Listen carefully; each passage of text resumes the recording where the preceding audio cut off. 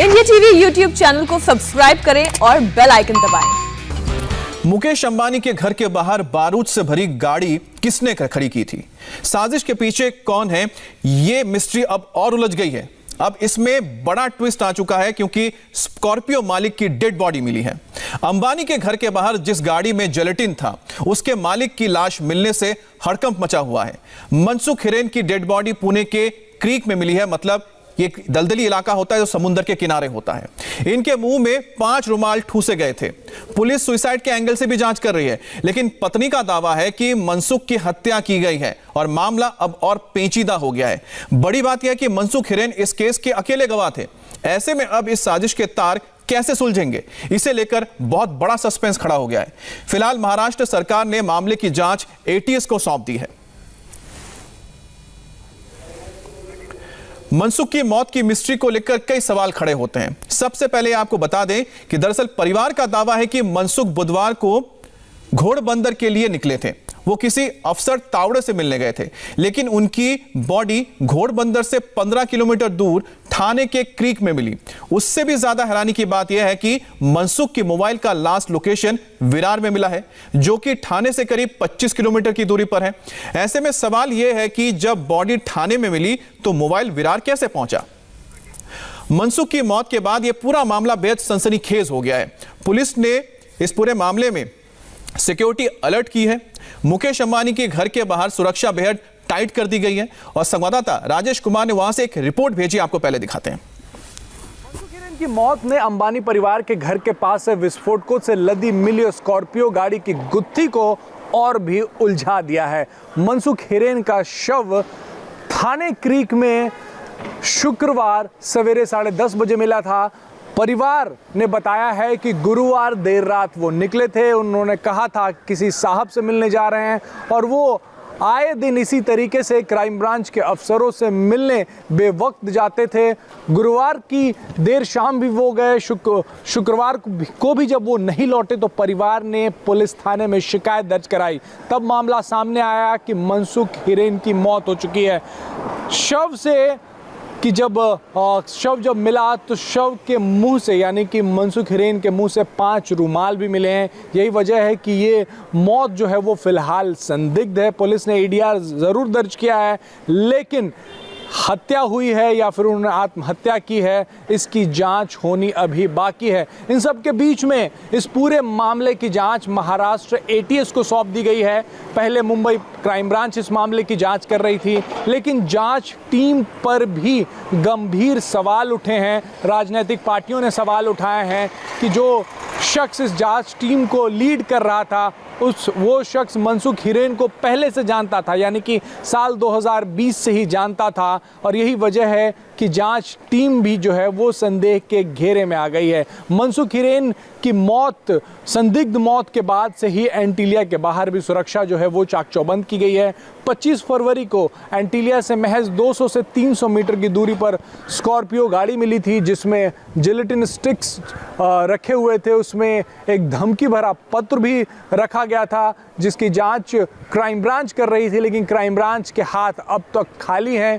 Crime branch ने पूरी कोशिश की कि इस मामले के तह तक जाया जाए, लेकिन क्राइम ब्रांच के हाथ ज़्यादा कुछ नहीं लग पाया, सिवाय उस सीसीटीवी फुटेज के जो उस स्कॉर्पियो गाड़ी के ठीक पीछे जो इनोवा गाड़ी थी उसकी सीसीटीवी फुटेज के अलावा बहुत कुछ क्राइम ब्रांच के हाथ नहीं लग पाया। और ऐसे में मनसुख हिरेन की मौत की खबर आई है। ऐसे शख्स जो इस केस की कड़ियों को जोड़ सकते थे, उनकी मौत की खबर आई, क्योंकि एक अकेले शख्स थे जो इस केस में के बारे में पुलिस को जानकारी दे रहे थे। यानी कि कार उन्होंने जो छोड़ी थी एरोले ब्रिज पर, उसको लेके पुलिस उनसे पूछताछ कर रही थी। मुख्य गवाह जो थे वो बनकर इस केस के वो सामने आए थे। ऐसे में उनकी मौत हो गई है, संदिग्ध मौत हुई है। परिवार सवाल उठा रहा है कि मनसुख हिरेन आत्महत्या नहीं कर सकते। मांग कर रहा है परिवार कि इस केस के तह तक पुलिस को जाना चाहिए। मनसुख की डेथ मिस्ट्री में कौन से पेच हैं, कौन से सवाल हैं जिसके जवाब मिलना अब बेहद जरूरी हो गया है। सवाल है कि जब मनसुख केस के अकेले गवाह थे तो उन्हें पुलिस की ओर से सुरक्षा क्यों नहीं दी गई? मनसुख हिरेन के मुंह में 5 रुमाल किसने ठूसे? मनसुख घोड़बंदर के लिए निकले तो उनकी बॉडी ठाणे में कैसे मिली? क्या बीच रास्ते में मनसुख को किसी और का फोन आया? थाने में बॉडी पाई गई तो विरार में मोबाइल की लास्ट लोकेशन कैसे हो सकती है? सवाल यह है कि क्या मनसुख का मोबाइल फोन किसी ने उसके पास से ले लिया था, अपने साथ लेकर गया था? यह भी एक बड़ा सवाल है।